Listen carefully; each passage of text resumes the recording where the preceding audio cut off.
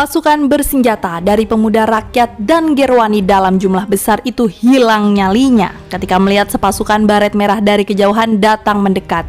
Mereka sontak kabur meninggalkan kawasan Lubang Buaya. Padahal jumlah mereka lebih banyak dibandingkan dengan bayang-bayang baret merah dari kejauhan. Tapi jelas mereka bukanlah apa-apa dibanding pasukan RPKAD pimpinan Mayor C.I. Santoso itu.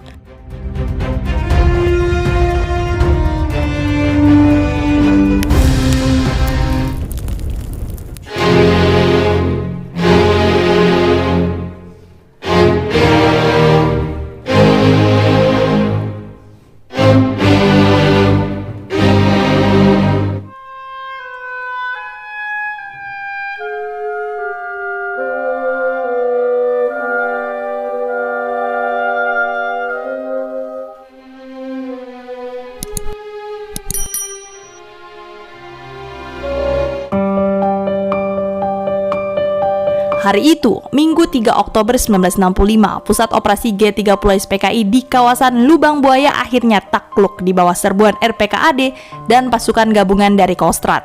Pasukan yang berada di bawah komando Maijen Soeharto dan Jenderal Nasution itu kemudian melakukan penyisiran. Hasilnya sekitar pukul 17.15 sore. Mereka menemukan sebuah lubang mencurigakan dengan kedalaman sekitar 12 meter dan berdiameter 0,75 meter. Lubang yang merupakan sumur tua itu ditimbun dengan sampah-sampah kering, batang-batang pohon pisang, daun singkong, dan tanah secara berselang-seling. Di dalam lubang tersebut ditemukan sejumlah jasad yang belum dikenali.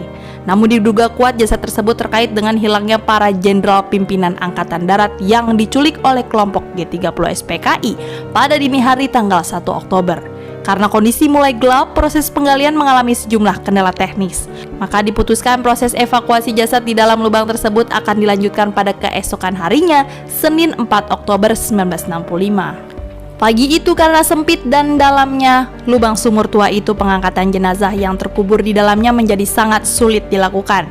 Secara teknis penggalian dilakukan oleh anggota-anggota Kesatuan Intai Para Amfibi atau KIPAM dari KKO Angkatan Laut dengan memakai alat-alat seperti tabung zat-zat asam dan lain sebagainya. Panglima Kostrad Mayor Jenderal Soeharto pun datang langsung memantau proses penggalian. Ia tak datang sendiri, bersamanya ikut serta jajaran pimpinan Angkatan Darat dan rombongan wartawan yang ikut mengabadikan proses pengangkatan jenazah itu. Jam demi jam proses pengangkatan jenazah para korban G30 SPKI tersebut. Pada pukul 12 siang, pertama kali berhasil dinaikkan adalah jenazah Letu Pierre Tendean, yaitu Ajudan Jenderal Nasution. Pada jam 13.40 menyusul jenazah Mayor Jenderal Suprapto dan Mayor Jenderal S. Parman. Pada jam 13.50 jenazah Letjen Ahmad Yani yang diikat menjadi satu dengan Brigadir Jenderal Sutoyo Siswomi Harjo serta jenazah Mayor Jenderal MT Haryono. Dan akhirnya pada jam 14.10 berhasil diangkatlah jenazah Brigadir Jenderal DI Panjaitan.